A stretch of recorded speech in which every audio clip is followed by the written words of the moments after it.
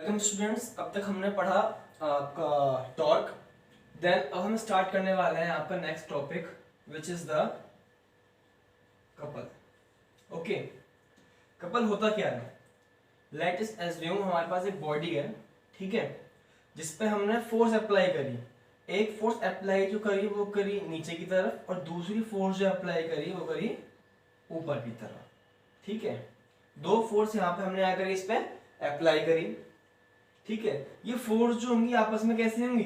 Equal होंगी, ठीक है। इक्वल फोर्स है लेकिन अपोजिट फोर्स है, ये नीचे की तरफ और ये ऊपर की तरफ, ठीक है।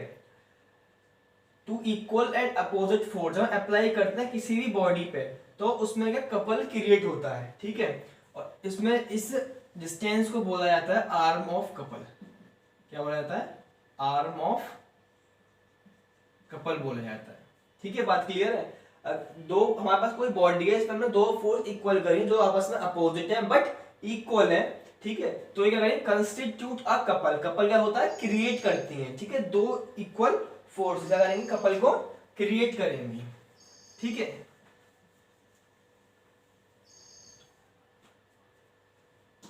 ठीक है, हम बोल सकते हैं इसमें two equal and opposite forces acting on a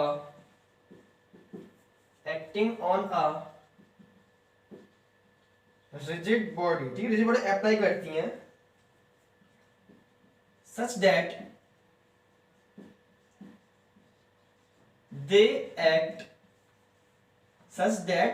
they act along the different line of action of force, different line of action of force constitute a couple। Okay, दो इक्वल अपोजिट फोर्स, ठीक, किसी rigid body पे, मतलब example हमारी rigid body, two equal and opposite force, ठीक है, जब किसी बॉडी पे एक्ट करती हैं such that they act along the different line of action of force. Okay, इस पे line of action of force कौन सा? ये वाला, ठीक है। सेम डायरेक्शन में होता है line of action of force, इस पे कौन सा? ये वाला, ठीक है। दोनों फोर्स जो है वो different line of action of force पे भी वर्क करने चाहिए। इक्वल एंड अपोजिट फोर्स जो होंगे वो different line of action of force पे जब क्या करेंगे? एक्ट करेंगे, तब हमारा क्या होगा? कपल जो होगा वो क्रिएट होगा, ठीक है। Line of action of force क्या है? डिफरेंट है, तो ये कपल क्रिएट करेंगी, ठीक है। अगर हम बात करते हैं इसमें, हम कहें कपल होता क्या है एक्चुअल में, तो couple is equal to, couple होता क्या है, ठीक है, फोर्स, जो फोर्स हम अप्लाई कर रहे हैं multiply by arm of couple. क्या होता है? आर्म ऑफ कपल, ठीक। कपल क्या होता है? Force into arm of couple. ये बात आपको बिल्कुल ध्यान रखनी है, ठीक है। और कपल की अगर यूनिट्स की बात करें, ठीक है, यूनिट्स की बात करें कपल की, तो वो होती है सेम, किसकी? Same as of movement of force. Movement of force क्या होती है? सेम होती है। याद करिए, मूवमेंट ऑफ फोर्स क्या था? Force multiply distance. और कपल क्या है? Force multiply distance. Arm of couple क्या है? डिस्टेंस है, वहां पर परपेंडिकुलर डिस्टेंस थी, वो भी क्या थी? डिस्टेंस थी। और फोर्स क्या है? ये रहेगा, ठीक है। तो इसकी यूनिट जो रहेंगी वो सेम रहेंगी as movement of force. Couple और मूवमेंट की फोर्स की यूनिट्स जो होती है वो क्या होती है? सेम रहती है। ये बात आपको ध्यान रखनी है, ठीक है। देन कपल यहां पे हमारा डिस्कस हुआ।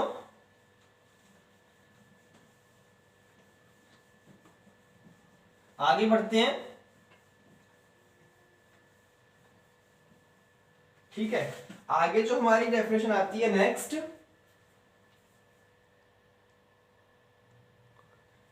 आगे डेफिनेशन जो आती है वो आती है हमारी इक्विलिब्रियम।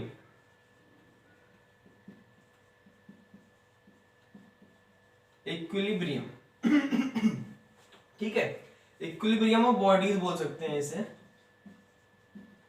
ठीक है। एक्चुअली में होता क्या है इक्विलिब्रियम, ठीक है, जब कोई भी दो या दो से ज्यादा फोर्सेस किसी बॉडी पे एक्ट करती हैं, ठीक है, दो या दो से ज्यादा फोर्सेस किसी बॉडी पे एक्ट करती हैं, लेकिन उसकी वजह से बॉडी का मोशन चेंज नहीं होता। अगर बॉडी रेस्ट में है और जब कोई दो या दो से ज्यादा फोर्स एक्ट कर रही हैं, इसका ये रेस्ट में थी, रेस्ट में ही रहेगी, तो ये किसमें, इक्विलिब्रियम में है।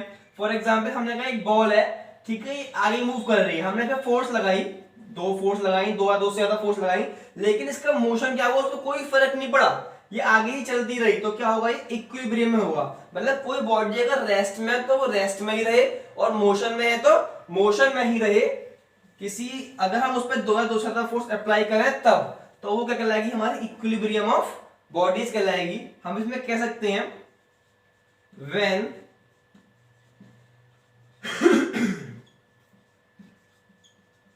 two or more forces applied on a body, ठीक है, when two or more forces applied on a body such that they do not change its state of rest,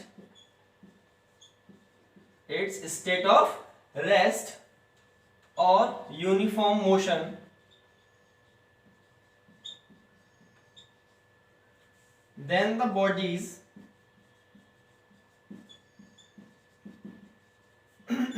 are said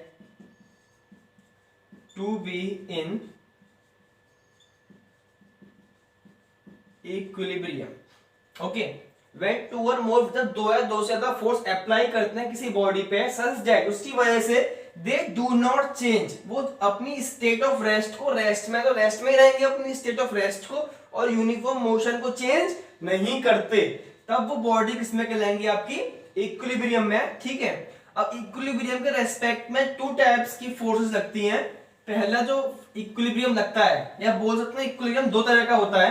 पहला जो इक्विलिब्रियम होता है वो होता है आपका स्टैटिक इक्विलिब्रियम। कौन सा होता है, स्टैटिक इक्विलिब्रियम। ओके, और दूसरा जो होता है इक्विलिब्रियम वो होता है आपका डायनामिक। ठीक है, डायनामिक इक्विलिब्रियम। ठीक है, अगर स्टैटिक की बात करें हम, स्टैटिक में क्या होगा, when two or more forces, when two or more forces applied on a body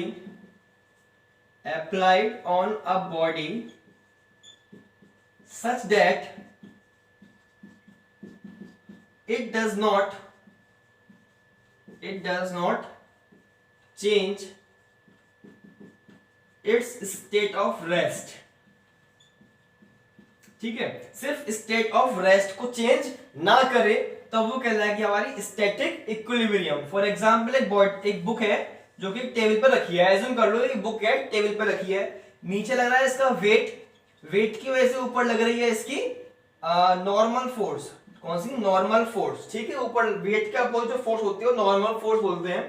ठीक है, लेट करो हमने आगे एक फोर्स लगाई जिसकी वजह से पीछे एक फोर्स लग रही है, इसे बोलते हैं फ्रिक्शनल फोर्स। ठीक है, अब चारों तरफ से फोर्स क्या है, इक्वल लग रही है, इसकी वजह से इसका कोई भी मोशन नहीं होगा, तो यहाँ पर किसमें होगा, स्टैटिक इक्विलिब्रियम में कहलाएगा। अगर वही बात करें हम डायनामिक इक्विलिब्रियम की, तो इसमें क्या होगा, व्हेन टू और मोर forces applied on a body such that it does not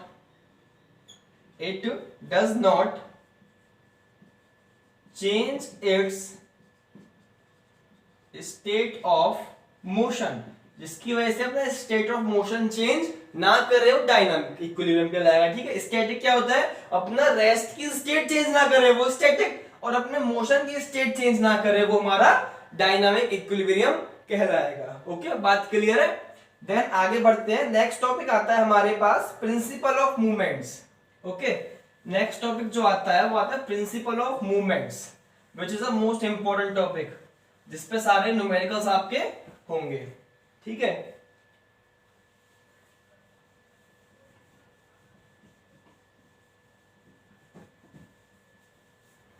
principal of movements.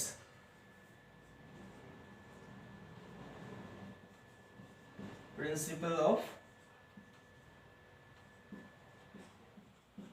Movements.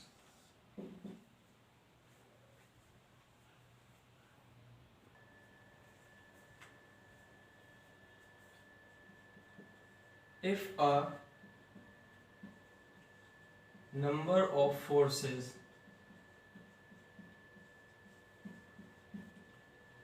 acting on a body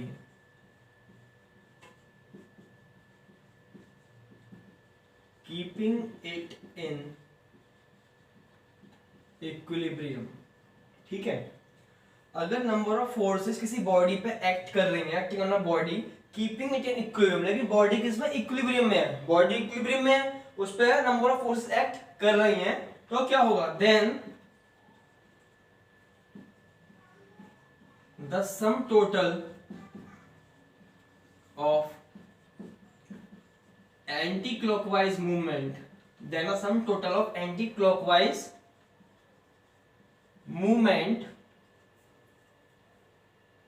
about the turning point, about the turning point is equal to the sum total of clockwise movement, ठीक है, अगर number of forces किसी body पे act कर रही हैं, body इसमें equilibrium में है, तो उसके टोटल जो एंटी क्लॉकवाइज मूवमेंट होगा, उसका जो टोटल एंटी क्लॉकवाइज मूवमेंट होगा वो बराबर होगा किसके, उसके क्लॉकवाइज मूवमेंट के, मतलब एंटी क्लॉकवाइज, मतलब बोल सकते हैं मूवमेंट इन एंटी क्लॉकवाइज बराबर मूवमेंट इन क्लॉकवाइज, ठीक है, मूवमेंट जो एंटी क्लॉकवाइज में होगा वो क्लॉकवाइज से क्या होगा, बराबर होगा, कब, जब हमारी बॉडी किसमें इक्विलिब्रियम, बॉडी इक्विलिब्रियम में होनी ही चाहिए, इसे हम समझ सकते हैं और आसान लैंग्वेज में जैसे हम बोल सकते हैं, अच्छा इससे जो अगले आने वाला है उससे हम अपने सारे न्यूमेरिकल्स उसी से करेंगे, ठीक है, तो आपको ध्यान समझ लेना है, ठीक है, फॉर एग्जाम्पल कोई बॉडी है, ठीक है, हमने बोल दिया यहां से क्या है, ये पाइवटेड है, ये इसकी एक्सिस है, इस पे तीन फोर्स लग रहे हैं, पहला एक वेट टंगा है पी, दूसरा वेट है एक क्यू, और तीसरा वेट इस पे हैंग है, उसे बोल दिया हमने आर, ओके, बात क्लियर है, ठीक है, इसे बोल दिया हमने कहां पे, सेंटर पे है, बिल्कुल बीचों बीच है, ठीक है, तब एक्चुअल में होगा क्या, अब हमें देखना है, देखो जिसके यहां से देखेंगे इधर जितने भी होंगे, इधर जितने भी वेट होंगे वो होंगे एंटी क्लॉकवाइज, कैसे होंगे, एंटी क्लॉकवाइज, और इस फलक्रम से इधर के जितने भी वेट होंगे वो होंगे किसमें, क्लॉकवाइज, आपको ऐसा बनाना नहीं है, बस आपको याद रखना है, इधर के वेट एंटी क्लॉकवाइज में आएंगे, इधर के वेट क्लॉकवाइज में आएंगे, ठीक है, इसे थोड़ा छोटा कर देते हैं ताकि हमारा पूरा इसी एक ही स्लाइड में आ जाए, ठीक है, इसे बोल दिया हमने P, इसे बोल दिया हमने Q, इसे बोल दिया हमने R, ठीक है, अब हमने बोला movement of force on P, किसमें P, इन एंटी क्लॉकवाइज बराबर कितना होगा मूवमेंट ऑफ फोर्स क्या होता है, फोर्स क्या है, P के बराबर, ठीक है, P multiply perpendicular distance between the force and axis, ठीक है, इसके और इसके बीच की परपेंडिकुलर डिस्टेंस लेट करा हमने कितनी है, A, Q की लेट कर ली कितनी है, B, R की लेट कर ली कितनी है, C, ठीक है, लेट करेंगे, डिस्टेंस लेट कर ली, तो यही हो गया P मल्टीप्लाई A, ओके, वही से movement of force on Q in anti clockwise, Q भी किसमें, एंटी क्लॉकवाइज में, ये हो जाएगा Q मल्टीप्लाई बाय B, आगे हमने बोला movement of force on R in clockwise, R किसमें, क्लॉकवाइज, नहीं बोल रहे R इंटू C, अब हम जानते हैं बाय प्रिंसिपल ऑफ मूवमेंट्स क्या, anti clockwise movement in anti clockwise direction बराबर मूवमेंट इन क्लॉकवाइज डायरेक्शन, ठीक है, movement in anti clockwise direction बराबर मूवमेंट इन क्लॉकवाइज डायरेक्शन। तो एंटी क्लॉकवाइज में कितने हैं, P इंटू ए, ठीक है, हमने कहा सम ऑफ एंटी क्लॉकवाइज बराबर सम ऑफ क्लॉकवाइज, ठीक है, एंटी में एक और है Q इंटू बी, बस एंटी क्लॉक दो ही एंटी क्लॉकवाइज में एक है, बराबर R इंटू सी, ठीक है, बात क्लियर है। ये क्या हो गया आपका मूवमेंट हो गया, ठीक है। अगर हम इसे इधर लेके आए P into A plus Q into B minus R into C बराबर क्या आ जाएगा, जीरो आ जाएगा, बराबर क्या आ जाएगा, जीरो आ जाएगा। मतलब हम ये कह सकते हैं कि जो भी मूवमेंट क्लॉकवाइज में होता है बराबर होता है किसमें, एंटी क्लॉकवाइज के वो बराबर। ये आपको दिखाई दे रहा है, हाँ ठीक है दिखाई दे रहा है ठीक है, मूवमेंट जो होगा एंटी क्लॉकवाइज में बराबर होगा मूवमेंट इन क्लॉकवाइज डायरेक्शन में, ठीक है। इसी तरह आपके सारे न्यूमेरिकल आएंगे, वो हम आगे देखेंगे, ठीक है, न्यूमेरिकल भी आगे करेंगे। चलो अब नेक्स्ट पे आगे बढ़ते हैं। नेक्स्ट आता है आपका सेंटर ऑफ ग्रेविटी, ठीक है। आप नोट्स बना लीजिएगा इनके, और आप एक ही प्रॉब्लम नहीं पूछते हो, ठीक है, तो क्वेश्चन करिए और जो प्रॉब्लम है वो पूछा करिए। केमिस्ट्री के पिछले लेक्चर हो चुके हैं हमारे, उसमें भी आपने प्रॉब्लम नहीं पूछी अभी तक, तो आप प्रॉब्लम पूछिए उसकी भी, ठीक है। आगे बढ़ते हैं, आगे हमारा टॉपिक आता है centre of gravity. Centre of gravity, इसे हम सीजी भी बोलते हैं, सेंटर ऑफ ग्रेविटी, ठीक है। ये किसी बॉडी का पॉइंट होता है, ठीक है, it is a point on a body, ठीक है, हम बोल सकते हैं it is a point on a body. On नहीं बोलेंगे क्योंकि बॉडी से बाहर भी हो सकता है, बॉडी के अंदर भी हो सकता है। It is a point of a body along which whole weight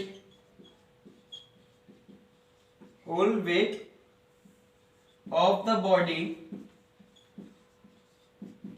is supposed to be F, ठीक है। एक बॉडी पे वो पॉइंट जहां पे पूरा वेट हम क्या कर सकते हैं, सपोज टू बी एक्ट, पूरा वेट वहां पे अप्लाई हो जाए, ठीक है। एक बॉडी पे एक ऐसा पॉइंट जहां पे उस बॉडी का पूरा वेट क्या हो, उसे हम एज्यूम कर सकें, सपोज कर सकें, ठीक है। हर एक बॉडी पे ऐसा पॉइंट होता है, हर एक बॉडी का ऐसा पॉइंट होता है जहां पे उसका पूरा वेट क्या होता है, अप्लाई हो जाता है। फॉर एग्जाम्पल हमारी एक बुक है, हमने क्या किया, इस पे एक ऐसा पॉइंट देखा, देखिए इस पॉइंट पे एक पॉइंट है जिसपे इस बॉडी का पूरा वेट क्या हो गया, एज्यूम हो गया, सपोज हो गया, तो ये पॉइंट जो होगा इस बॉडी का क्या कहलाएगा, सेंटर ऑफ ग्रेविटी कहलाएगा, ठीक है। और सेंटर ऑफ ग्रेविटी जो होता है किसी बॉडी के अंदर भी हो सकता है और बाहर भी हो सकता है। फॉर एग्जाम्पल हमने कहा एल का सेंटर ऑफ ग्रेविटी क्या है, एल का सेंटर ऑफ ग्रेविटी बॉडी के बाहर होता है। उसी तरह हमने कहा एक सर्किल है हमारे पास, उसका सेंटर ऑफ ग्रेविटी क्या है, उसके सेंटर पे होगा, क्या होगा, सेंटर पे होगा सेंटर ऑफ ग्रेविटी, ठीक है। इसलिए आपको याद रखना सेंटर ऑफ ग्रेविटी बॉडी के अंदर भी हो सकता है, बॉडी के बाहर भी हो सकता है, और एक ऐसा पॉइंट होता है जहां पे उस बॉडी का हम पूरा वेट सपोज कर सकते हैं, ठीक है, एज्यूम बोल सकते हैं, एज्यूम कर सकते हैं, ओके। अब आगे बढ़ते हैं, आगे टॉपिक आता है हमारा, वो आता है यूनिफॉर्म सर्कुलर मोशन, ठीक है, यूनिफॉर्म सर्कुलर मोशन, ठीक है। अगर कोई बॉडी है, फॉर एग्जांपल हमने एक पॉइंट लिया, यहां से किसी बॉडी को हम रोटेट कर रहे हैं, घुमा रहे हैं, क्या कर रहे हैं, घुमा रहे हैं, ठीक है। अब घुमा इस तरह से रहे हैं कि उसकी स्पीड क्या है, सेम है, स्पीड क्या है, सेम है स्पीड सेम है, इस तरह घुमाया किसी बॉडी को जिससे उसकी स्पीड क्या रही, सेम रही। लेकिन आपको ये बात पता होनी चाहिए कि अगर हम सर्किल में किसी बॉडी को घुमा रहे हैं, चाहे उसकी स्पीड सेम क्यों ना हो, उसकी वेलोसिटी कभी भी सेम नहीं हो सकती, क्योंकि वेलोसिटी क्या होती है, वेलोसिटी वेक्टर क्वांटिटी होती है जो मैग्नीट्यूड के साथ डायरेक्शन पे भी डिपेंड करती है, मैग्नीट्यूड के साथ डायरेक्शन पे भी डिपेंड करती है। हमने कहा इस पॉइंट पे स्पीड क्या है, स्पीड हमने बोल दी 5 है, इस पे स्पीड क्या है 5 है, इस पे स्पीड क्या है 5 है, ठीक है, स्पीड सेम है। बट अगर वेलोसिटी की बात करेंगे तो इस पॉइंट पे वेलोसिटी निकाली हमने, तो आया 5 मल्टीप्लाई इसकी डायरेक्शन, ठीक है, d1 बोल दिया। अब इस पॉइंट की बात करेंगे, इस पे डायरेक्शन ये थी, इस पर डायरेक्शन बनाए तो ये डायरेक्शन थी, लेकिन इस पॉइंट की बात करेंगे, इस पर डायरेक्शन क्या कोई चेंज हो गई, डी की वैल्यू चेंज हो गई, इस पर वेलोसिटी निकालेंगे तो 5 मल्टीप्लाई d2 आएगा।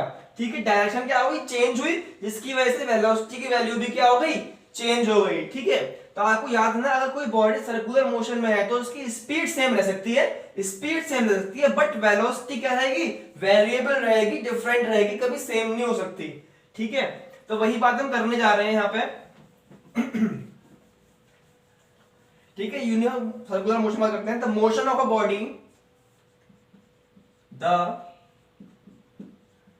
Motion of a body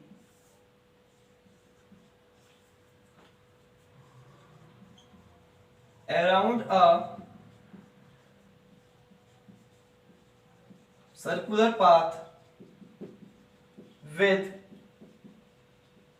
uniform speed but variable velocity such that it is acted upon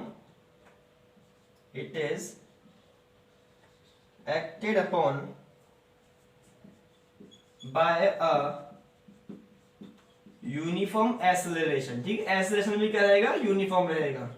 uniform acceleration is called circular motion. ठीक है, आपका एक्सेलरेशन क्या रहेगा, यूनिफॉर्म रहेगा। ठीक है, मतलब चेंज इन वेलोसिटी क्या रहेगी, सेम रहेगी।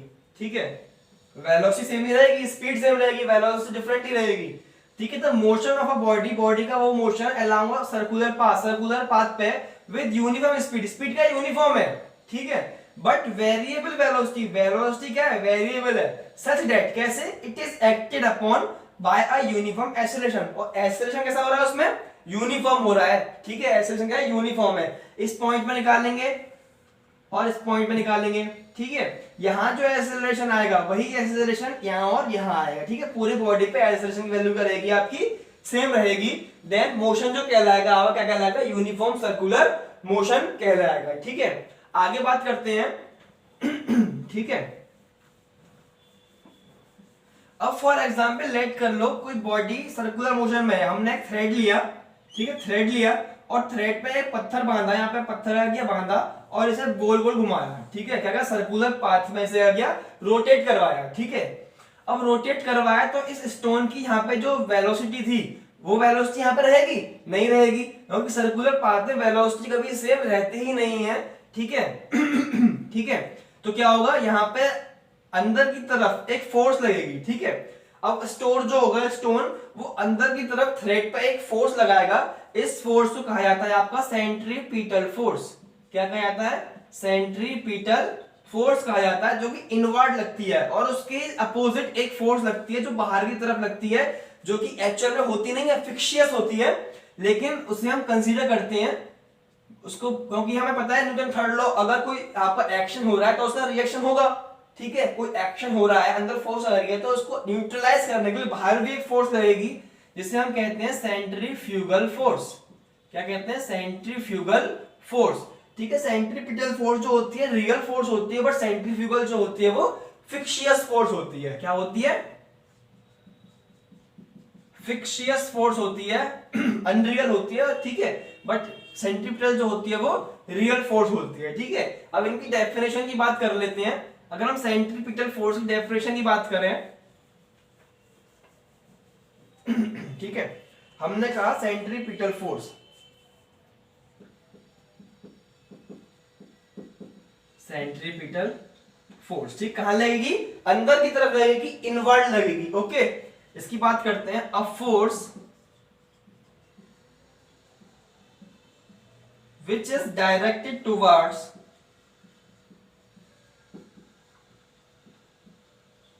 कहां, अंदर की तरफ, towards the center, towards the center, कहां पे, सर्कुलर पाथ में, of a circular path always act always acts at right angle, हमेशा क्या लगेगी, राइट एंगल पे लगेगी, एट राइट एंगल्स किसके, to the direction of motion, to the direction of motion along, ये एंगल्स है, right angles to the direction of motion along the path along the path is called centripetal force। ठीक है, अब होगी क्या, अब force, वो फोर्स जो कि लगेगी टुवर्ड सेंटर, सेंटर की तरफ, ठीक है, वो फोर्स जो कि सेंटर की तरफ लगेगी ऑफ अ सर्कुलर पाथ में, always act at right angle to the direction of motion. ठीक है, डायरेक्शन ऑफ मोशन कहां है बेटा, अगर इस पॉइंट की बात करते हैं तो डायरेक्शन क्या है इसकी, ये डायरेक्शन है। ठीक है, डायरेक्शन पता कैसे लगाती है, जैसे आप एक स्टोन घुमा रहे हो, ठीक है, सर्कुलर पाथ में रोटेट कर रहे हो, अब आप कंसीडर करो आपने छोड़ दिया, एक पॉइंट पे स्टोन पहुंचा, यहां से आपने छोड़ दिया, तो स्टोन कैसे जाएगा, सीधे जाएगा, कैसे जाएगा, सीधे जाएगा, तो वही उसकी डायरेक्शन जाएगी। आपने स्टोन यहाँ पे लेट करो, छोड़ दिया, यहाँ पे स्टोन आपने छोड़ दिया, तो यहाँ पे डायरेक्शन क्या होगी, सीधे जाएगा ये, तो ये डायरेक्शन। आपने स्टोन यहाँ छोड़ दिया, डायरेक्शन कैसी, यहाँ पे जाएगा, स्टोन यहाँ छोड़ दिया, कैसे जाएगा, ऐसे जाएगा।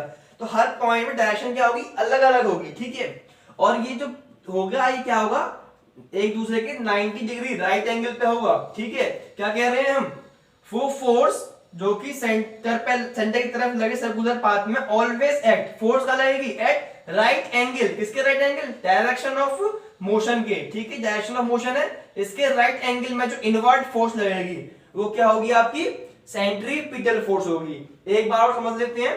ठीक है, वो फोर्स जो कि अंदर की तरफ लगेगी और डायरेक्शन के राइट एंगल पे होगी, वो कहलाएगी आपकी सेंट्रीपिटल फोर्स। ठीक है, उम्मीद करो समझ में आ गया होगा, ना आए तो आप पूछिएगा। ठीक है, आगे अगली बात करते हैं, सेंट्रीफ्यूगल फोर्स की बात करते हैं। ठीक है, आगे आता है आपका सेंट्रीफ्यूगल फोर्स। सेंट्रीफ्यूगल फोर्स हम जानते हैं, ये फोर्स होता है सेंट्रीपिटल फोर्स के अपोजिट डायरेक्शन में लगता है। ठीक है, बोल सकते हैं इसे a force acting on a body